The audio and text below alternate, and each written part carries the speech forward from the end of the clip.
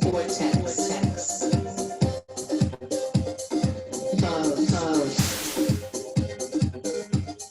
Love from the Vortex. Welcome to Fall into the Vortex with Yoli, where we talk about all things love. Fall into the Vortex with Yoli. Fall into the Vortex. Hey, y'all. Welcome to Fall into the Vortex with Yoli. I cannot tell you how my heart is beating right now because of who's with me today. Hey! I want to welcome educators extraordinaire, Dr. Bettina Love and Chelsey Culley Love. Thank you so much for being with me. How y'all doing? Thank you, Yoli, for having us. We are so excited, doing well today. All right, we're gonna jump in because it's so much to talk about now. Those of y'all who have viewed the show before, you know how we roll. I'll have our guests share whatever they want to share. They can talk about what they're working on. They can talk about anything at all. And then we're gonna jump to the book. I'm gonna ask each of them to choose an individual poem or collective poem from Love from the Vortex. And then based on what comes out of their mouths, we're just gonna flow and see where it takes us. So Chelsey, can I call you Chelsey? Because you're my sissy. Sis, yes. Yes, Chelsey and Bettina, what's up? Tell us who you are and what's going on with you. Oh, wow. So for me, my summer is starting to wind down and I have to go back to work soon. So to be honest, right now I'm just trying to get my piece back together, collect myself. I have some really exciting just ideas for the upcoming school year that I can't wait to jump into, but at the same time, I'm kind of pushing the brakes because I don't want summer to end. I have this wonderful project that I'm working on with the women of Nothing But Education called the Joy Series, and it is a bi-weekly program where we just talk about how to make sure that we have joy in our classrooms, in our spirits, in our relationships. And so I'm going to be getting ready to jump back into that as soon as school starts too. So that, in addition to what I'm working on with my amazing partner over here, has kept us busy, but it's also really kept us grounded and moving forward. Very much busy. Very busy. We are busy. Yes. So you want to talk a little bit more about that busyness, Tina? Yeah. You all doing together, individually? What's going on with you? Yeah, so it's beautiful that Chelsey and I have created with Brandolyn Toso, the Abolitionist Teaching Network. Okay, wait. I came prepared. Yes, Yoli. I know what to do. On brand, stay on brand. Stay on brand, y'all. Stay on brand. Okay. It feels like we created this thing 2 years ago, but it's only been since July 6th.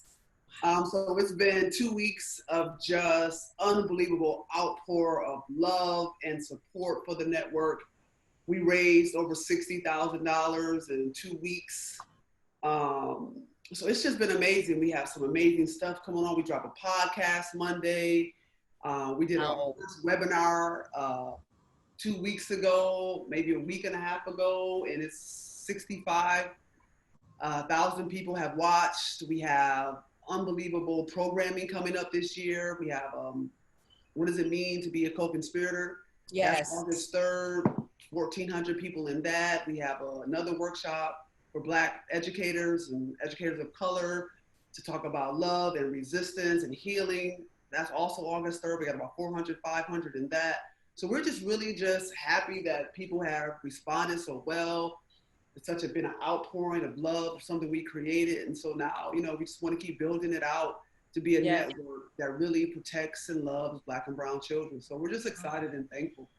Why do you think, y'all, that the numbers are coming in the way that they are? Being able to raise this massive, we are still in a pandemic and budgets are tight. And yet you launched this thing a couple of weeks ago and there's this outpouring of 65K in 2 weeks. You put on a webinar, there are numbers in the 1,000. Why do you think the numbers are coming in like this? Well, I think the work I think people are really interested in the work right now. I think because of the summer that we have and the ongoing riots that are still happening, and they should take place, they should be there. These are uprisings. That's right. I think we've had a reckoning, and people are trying to figure out how they play their part, how they do their part with this reckoning that we're happening in the country. And we're just happy to be part of the conversation. So I think people are really thinking about, what does racial justice mean? What does social justice mean? What does anti-racist mean? What does abolition mean? And it's beautiful that that language is becoming common. And we're happy to be a part of trying to be a voice for that movement. And before Chelsey, you say something, but I want to say something, Bettina. Yes, be a part of it, but you, in many ways, y'all are leading a movement.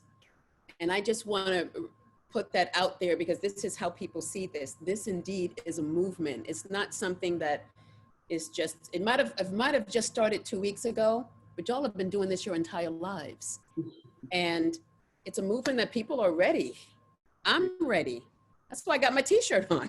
People are ready. But Chelsey, I know you want to say something. I was watching your face as Bettina was talking. What are your thoughts? What are your feelings at this magnificent start? So as an educator, I feel that teachers especially, have been waiting for the official go and something to kind of give us a direction. And it's not something that's going to happen overnight. And I think that we've gotten so many packaged and repackaged ideas in order to try to shift what's happening in the classrooms, that now with the pandemic, with what's happened over the summer, I feel like all of that has finally been shattered. And so people are ready to really build something that is solid. And they see this as a solid opportunity to really make something that's going to last and to be most effective in their classrooms, communities, and just honestly everywhere. So I think that that's also why we've had such a huge outpouring of support, both financially and just people wanting to help in any way that they can, because it's broken. It's almost like fresh air, and we can come up to breathe. Yes. What are we going to do with this fresh air we have? I mean, the protests this summer were just amazing all around the country, all around the world. People were protesting for justice. And I think now people want to say, okay, what can we do moving into this school year? How do we keep that momentum? How do we keep that push? And so, organizations like ATN want to be part of that push from the magnificent, wonderful protests that happened this summer. Oh, thank God for the moment that we're in now. And thank you both for the love that you have of our people. Yes, you love other children as well, because we want equity for all. But it's so clear, and Chelsey, I've seen you on videotape, how you love the children in your classroom. Bettina, I've seen you in action, whether it's in the classroom or at professional learning, how you love the idea of people understanding what justice means for Black children. So I want to thank you both for the love that you give, and you are truly representative of your name in every sense of the word. And on that, since we're talking about your names and how you give in the world, let's turn to love from the Vortex, if you don't mind. And I'm curious to know, what struck you? Like Chelsey, you said at the beginning, like you had 5011 poems that you loved, and thank you for that. But what would you like to share? What would you like to read? And then just talk about why that poem or those poems. And we're forever the teachers. So get your book, y'all, if you have it, and tell us what page. So I'll start with Black Unicorns, 102. And I have 11 million poems that I chose. It's hard, I'm a little indecisive, but I've never really thought about my relationships, both my personal relationships and my relationships with my children, relationships with time and space, in the way that you have been able to relay that in this work. And so I just, as I was reading it, it was that it would almost catch my breath and take my breath away, because the way you so eloquently put the words on the page, whether they were simple haikus or whether they were free verse, it just spoke to me in a way that I'd never really been able to contextualize. So I appreciate you for being able to put my feelings and heart on paper. Wow. Thank you, Chelsey. I love you. I love you too. I love you both so much. And I know you know it. And I'll say it 1,000 times. I do. And that means so much coming from you, because when you respect people and they see your craft as something worthy, at least for me, it means a lot to me. So thank you. Black unicorns. Black unicorns. I think of ours as a different kind of love, one between two unicorns amongst a sea of stable horses. Not many, ourselves included, know to what depth this love can sink to, rise from. Are we a single moment tied together with a bird's breath? Are we a spiral spinning into a lifetime? What you got to say? We all exhaled at the same time. So I hadn't, only recently have I had this fascination with unicorns. And it's interesting because they're such, I mean, they're mythical creatures. And so we see them in these different ways. But my daughter recently started her own business, and she What's the name of the business, please? Rhinestoned Unicorn. Yes. And when we were trying to figure out her logo, I wanted to make sure that she stuck with who she was and that she was able to clearly relay the message of the power of her Black girl magic. And so we went with a black unicorn as the logo for her business. And when I think about Tina, Beyonce has this song called Superpower. And when I am with this woman, I feel like we are a superpower. And it's a little mythical because it's like we've been together for so long and we've experienced ups and downs, and the way we move through this is this superpower that's almost of myths of unicorns. And so that's why I love that. Gave me chills. I wish you could see. Do you see the little bumps? That just gave me chills, Chelsey. Thank you. You gave me chills. Like unicorns. Tina, you gonna read something? Yeah. So there are many poems that I just love and enjoy. And for me, reading the book, it was getting to hear a different voice from you. You know, a voice that is sometimes talking about love, but also pain. And, you know, but I chose something a little different than that. I chose page 145, The Bronx, circa 1983. There we go. Stand. There we go. There Okay, we and with a T on the end. So page 145. Okay, I'm there. I am always thinking of that place, the hood that nurtured me and helped to shape me into the woman I am becoming. I've always held you close, wrapped my arms of blazing fire and ashes, and I knew before you knew yourself. I saved you from others, wanted to throw you back to the ashes from which you rose. Like a phoenix, you came, rising and rushing towards a midnight sky. So, I'm not from the Bronx. I know you're from Rochester. I'm from the Rocks. Rock. Everybody know from the Rock. All right, we flashing symbols. Here we go. But that's what we do. But when I first read this, it just struck me because, you know, that place that nurtures you. You know, we talk a lot about people who helped us. Yeah. We talk a lot about, you know, our faith and all these things that helped us. But I just owe so much to Rochester, New York. Yes. I owe so much to my home. I owe so much to that community that raised me. I mean, I was truly raised by my community. I was one of those kids who had working class family. You know, my mother opened up convenience stores early in the morning. My father was a cab driver. And there was just an array of women, drug dealers, clowns, you name it, winos, you name it, gamut of the community that truly just raised me. I remember being a little kid, well, not a little kid, but maybe 14, 13 years old, and people say, hey, it's time for you to get out of here. Something about to go down. And I would take my little basketball and I would go home. I remember, what I call the magical school bus. It's back in the day where, you didn't have, nobody was giving you a permission slip. They told you, hey, we about to go to the museum. You want to go? Yeah. Yes. You got on the bus. Like, nobody. And they dropped you off at your house that night and your mom was like, okay, come on. It was just a beautiful time of innocence. And we could make mistakes. We could get in trouble. We got talked to. We got reprimanded, but we didn't get punished in the way kids get punished anymore. We had a childhood. I was able to go outside and play.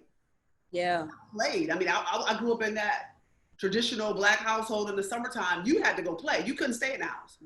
Fire hydrant on, Ringalivio. Well, this is what we played. Skelzies with the top, double dutch. Yes. So, yes. You played. And when you say you knew me before you knew yourself. Like that, I felt like my community knew who I was and they knew what I needed to be nurtured. And I just always, whenever I get a chance, to shout out Rochester, New York, I always shout them out because I just love where I grew up and how I grew up. And with all the turmoil of the 80s, I wouldn't change a thing. I wouldn't change a thing. Listen, I'm so with you. And I particularly for the Bronx, because when I grew up in the Bronx, it's at a time a little bit, maybe 8 or 9 years after when the Bronx started burning. And because there were more Black and Latinos coming into the neighborhood, the Jews and Italians were exiting. And when they exited, they would burn down their property so that they can get money. Then what they would start doing after they left the neighborhood, they would find some of us to set the abandoned, burned up buildings on fire yet again. And so for a period of like 1977 to almost 1987, the Bronx was burning. And walking past the bus stop, mattresses, all those images, that was the community. That's what the world saw as the Bronx. And while that might have been true, it also is a place that nurtured me and raised me to be the woman that I am now. Like to find out what it meant to be, yes, like a little Black girl growing up during the hip hop era, right, with Grandmaster Flash down the block, Adrian from the Cold Crush Brothers on the 12th floor. We lived on the 5th floor. I wouldn't have changed it. So the way that the world might see Rochester or the Bronx, that's not how I saw it. That's right. Yeah. And I'm so grateful. I'm so grateful. I mean, so when I read this, like, you saved me when others wanted to throw you away, back to the ashes, which from rose, like a phoenix. Like, that was what it was to grow up in these conditions that the world thought were just so terrible. But you had those pockets of just love and joy and community that as little Black girls, they saved us. It was beautiful. And can we just talk about Black people being the phoenix? Mm-hmm. We are truly a phoenix. We were not intended to, and this is the title of your book, Bettina, right? We were not meant to thrive. Mm-hmm. We were not barely meant to survive, and yet here we are. Mm-hmm. And that's why I think so much about the two of you. When I thought about, which couple would I like to have on Love from the Vortex, you were the first who came to mind. Because of how you love, because of how you parent, because of who you are in the world, because of your beauty. It's beyond authenticity. It's like, this is who I am. Y'all were the first couple I thought of. And so if I could just ask y'all a question, what keeps you strong? And Chelsey said, it's not perfect. We know there are no perfections. Hell, and it wasn't all pain in this either. There was a whole lot of joy. Mm-hmm. I get that. But as the parents of twins, educators in your own right, busyness. What keeps you strong in your relationship? When we first got together, long time ago, we said we were really close friends, and we said, you know what, we got to stay friends. I respect her as a person. I like her. Yes. We've had so many situations where we have been taken out of the comfort zone of your safety net. And sometimes when you have crew, it's easy to rely on crew to help you float you, even when you don't get along too well. And right. So we were taken away from crew when Tina got her first job and we moved to Cincinnati. And I'm pregnant with twins. Tina has her first job, and we were all we had. And we would find her, we just end up playing cards or playing Mancala. You're playing spades? Okay, keep going with your story. I know how to play spades. I'm just not her spades. I touched the nerve. Keep going. We played Tunk. We played Tunk. Listen, I got the same partner since 8th grade. You don't change. I love Chelsey to death, but I don't got a new spades partner. No. And I am fine with that. I'm good with that. That's said I'm fine with it. I'm good. I usually have to leave the room when she's playing spades. It's too much for me. It's too intense. But we would just play games and we just talk and laugh. And it was just the two of us. And we just looked at each other and said, I really like you. I love you. I like you. And I think that that's honestly what keeps us strong, is that we respect each other's spirit. We have amazing counselors and therapists who help to talk us off the ledge, because sometimes it's hard. Yes. Right? Yes. She's a Cancer, and so she's real touchy. It's hard sometimes. My brother's a Cancer. I do know. Sorry, Tina. Don't do that. Don't do that. Don't do that. I love Cancer. Stop it. But I think we have that great circle. We have our great sister circle. We have our great friends, our crew. But when it comes down to it, to the bare bones of it, we respect each other's spirit. We respect who the other person is and what they bring to the table.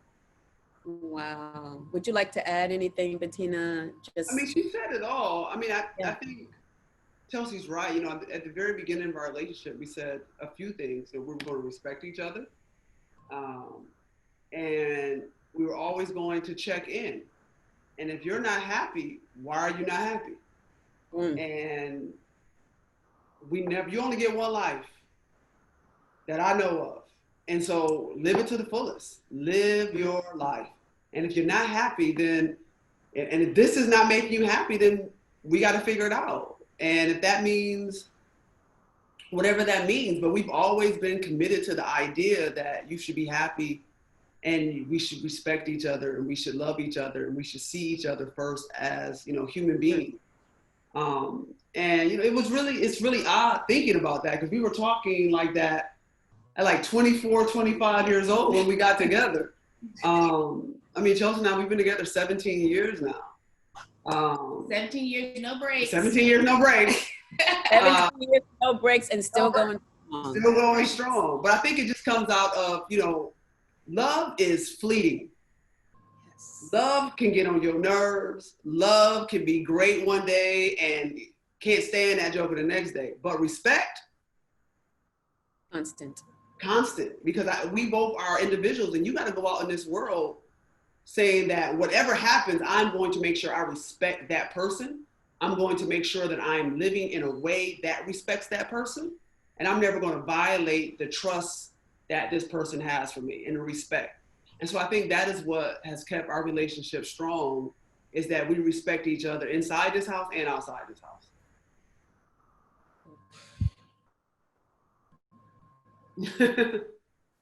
No, I mean, I'm just grateful for the people who are listening to this, because, you know, there's a poem I have in the book where I says, it's a little bit different than what you were saying, but, you know, we play with it. I said, love is easy, relationships are hard. Mm-hmm. And yes, and love can be hard sometimes too. I just appreciate so much of what y'all both just shared. And for those who are listening, who are afraid to start again, right? And I think I'm trying to come up with a question, because even though y'all been together 17 years, no breaks, but I'm assuming you may have had relationships before that, right? Maybe. No. No. Tina's like, no.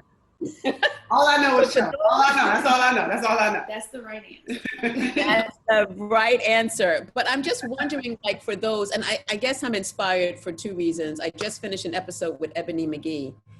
And by the way, she gave a shout out to your board member, David Stovall, because he's writing the foreword in her book. Oh, yeah. But Ebony was talking about being a little bit older in the game and some of the relationships she had been through, but still finding the courage to try again. And so I just wonder, for those who have been in relationships and have broken apart, what from your relationship would you encourage them as a way to, I guess, inspire them to give it another go at love? What would you say? You deserve happiness. You deserve that. You are deserving of happiness. And we have quite a few friends who have gotten into relationships after being in very long, serious relationships. And one of the things that really struck me with one particular couple was they didn't date for a long time, but they were single for a long time. And they said during that time, they worked on themselves so much that when they got to the person that was the person, there was no need to go through this long, drawn-out period, because over the time that they had worked on themselves, they said, I'm not going to accept something less than what I am worthy of. So when they got into this relationship, it was like, all right, let's go. You know what I want, I know what I want, and we can move forward with this. We don't have to tiptoe around it. And so just knowing that you're worthy of that and giving yourself the time and the permission to say, you're not the person that I want for a long term. Maybe you're here for something else right now, right? But when you get with that person for the long term, that you can say, we don't have to play any games. We are old enough to know what we want. Yes. You know what you want. You're not going to push me into something that I don't want to do. And I'm going to have that same respect for you. And so you can move on freely and not feel inhibited by all of the stuff that I think that holds us down when we get into relationships before we truly know what we want out of the other person. And I just think about all the fear that leads to game playing and insecurity. And I just wish there was a matrix, like a red or blue pill that people could take and get past that, because it does waste so much time. I mean, you could be spending time, I don't know, playing cards. How much you like each other. No, but on the serious tip, you're right, Chelsey, you know, because we all have those insecurities. And when you can find someone that speaks your language and they're ready for that season, you're in your season and they're ready in theirs, you can come together and it can be magical. And I do see the beauty and the magic in your relationship. I'm grateful to be in your circle somewhat. Y'all in another state. I'm here in Harlem, y'all in Georgia, but we're still close enough. Mm-hmm. And y'all are a model. And I told you this before, you are one of two couples for me that give me hope about love. So I want to thank you for that. Yes. Believe it or not, it's coming to the end of our time. I told you it was going to go by in 2 seconds already. I'm going to turn to you, Tina, and then back to you, Chelsey, for the last word. This is just a segment in the show that you share whatever it is that you want to share. Sometimes, depending on the spirit, I ask the guest to give advice. It depends on how the conversation flows. Y'all gave so much advice organically, but if there is something more by way of advice, please share it, or share anything that you would like to tell Love from the Vortex listeners. Man, I would say this, and I think, you know, we talked about this. I think what also makes our relationship that Chelsey and I have so amazing is that we have so many amazing friends that, you know, sometimes I feel like I have about 4 different wives. Right? Because it's just, I have so many amazing women in my life. Yes. You know, from you, Goldie, Natina, Dr. Dillard, Kiana, I mean, it's just a Billy. Sankofa.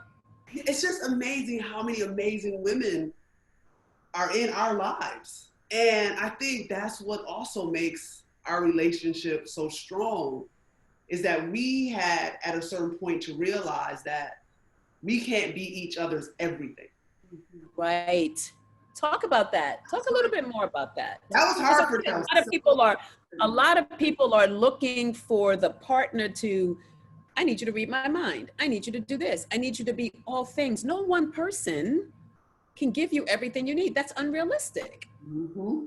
And yet so many relationships break up because it says you didn't meet my needs. Right. Say more about that, Bettina. I mean, we went through a period of Chelsey having to realize that I love you to death. There's no way I can love you anymore. But you're now my everything, and you shouldn't want to be my everything. Right. She's like, she's wincing. Right. Why the wince? Because she still struggles with that, because Chelsey is such a giver and such a lover and wants to make sure you have everything. I'm like, dude, that's not how it works, right? I can go to this person for that. I can go to this person for that, and and have these beautiful relationships with other women and other people that also feed me too. Yeah. And then I come back to you actually all whole, because I have all these wonderful, beautiful relationships and friendships with other women. And I think that was hard for Chelsey for a while. But it's also— That's so beautifully said, though, the way you said it. I don't mean to cut you, Tina, but it's like I come back to you whole, in my best self. Mm-hmm. How many partners really think about, let me present my best self to my partner? It's almost revolutionary. I'm sorry. That was something that we really worked on as a couple, and I think we've gotten much stronger and much better at it. It's tough. It's kind of like, I love to cook, and you love my food, but then you go someplace and somebody else is making food for you that you love too. Why do you love their food? That's a powerful metaphor. Yeah. It's like, well, is my food not seasoned well enough? And so it creates these very strong insecurities, even though there's no reason for them to be. Instead of me just saying, oh, thank goodness you ate over there, so I don't have to cook tonight. And that's my yeah, you gotta cook, I ate over there. You will. Instead of me saying that, ain't no dishes. It would ain't no dishes. Cereal for dinner. But it took me a long time to be able to realize the beauty and the power in that, because more than seeing that, it was saying that something was wrong with my cooking, or my cooking wasn't. And so I'm an overachiever. I am a fix-it person. I used to wait tables as a teenager and young adult. So I'm that, hey, let me give you what you want before you even know that you want it type of a person. Wow. I want to make sure that you have it. You think you're thirsty? You know what? I'm going to make sure that you have your drink before your drink is even done. That's the kind of person I am. That's the mother I am. That's the friend I am. That's the teacher I am. That's the wife I am. So for her to feel comfortable to let somebody else fill her cup was tough for me. It's like, well, why are you in my section? Of course. You taking my tips. Over there. Scorpio. You are a Scorpio, aren't you? But you love like a Libra. And I'm not saying all Libras, all Scorpios. Listen, we know that's not the case. But there are patterns.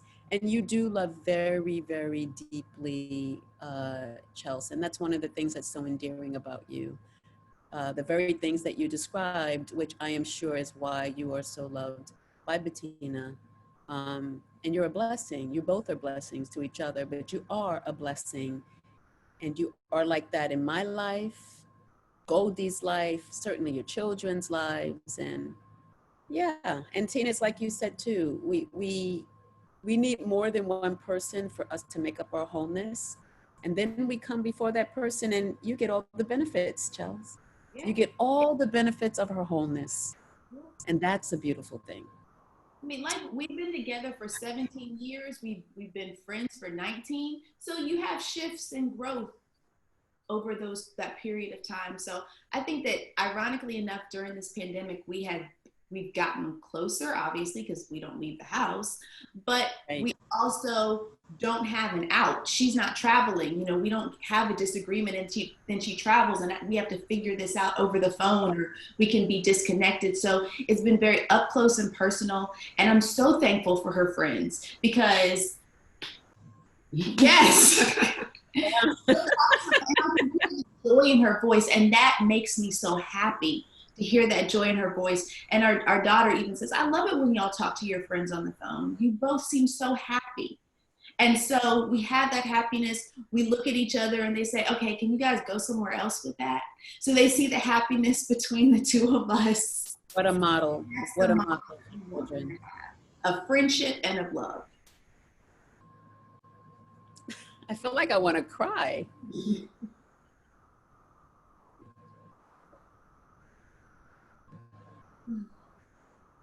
Love from the Vortex, baby. Fall in.